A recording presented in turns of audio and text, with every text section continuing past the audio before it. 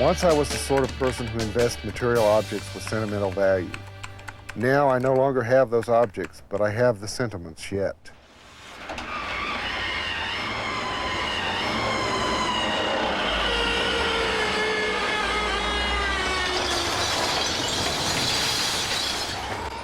I live from the refuse of others. I'm a scavenger.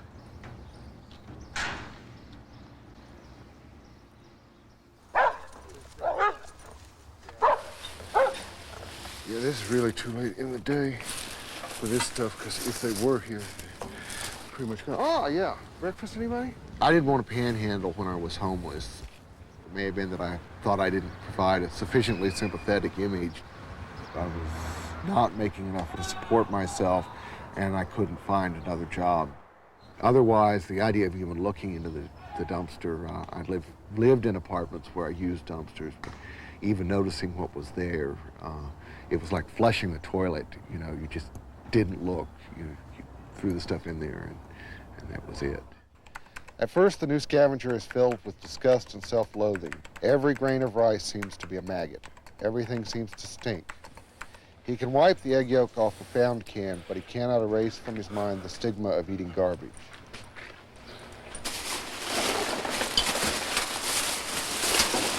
Oh, fireplace ashes.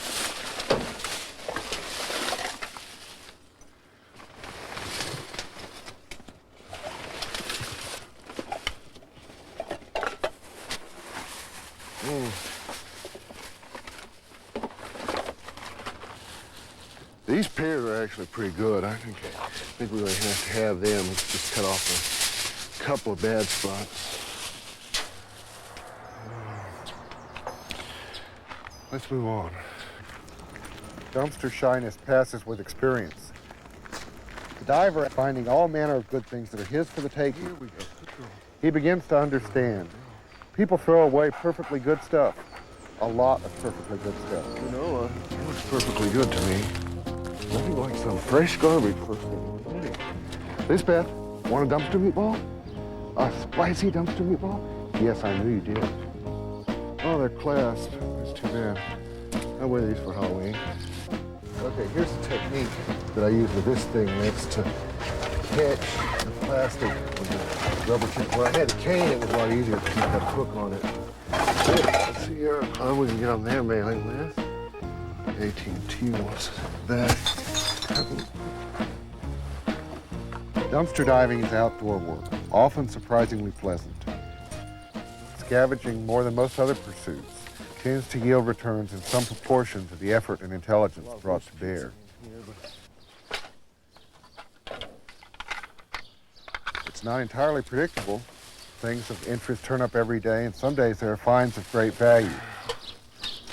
Well, it's a tape player and stereo.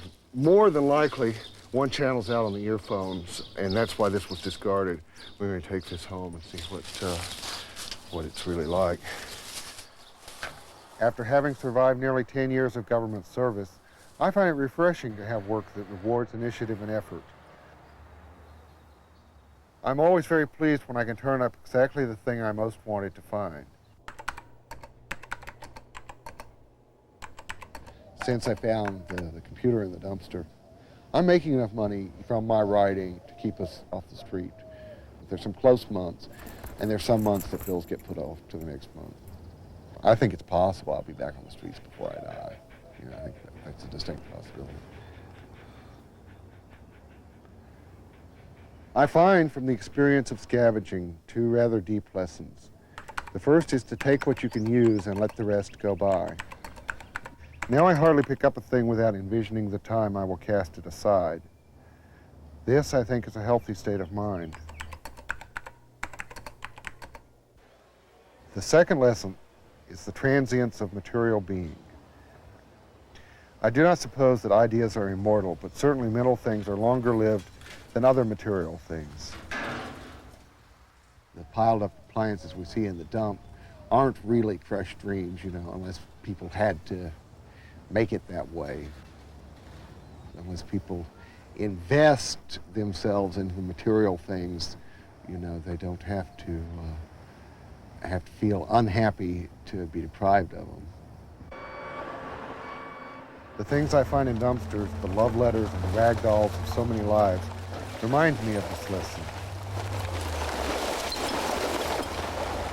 Almost everything I have now has already been cast out at least once, proving that what I own is valueless to someone. Anyway, I find my desire to grab the gaudy bauble has been largely sated. I think this is an attitude I share with the very wealthy. We both know there's plenty more where what we have came from. Between us are the rat race millions who have confounded themselves with the objects they grasp and who nightly scavenge the cable channels looking for they know not what. I am sorry for them.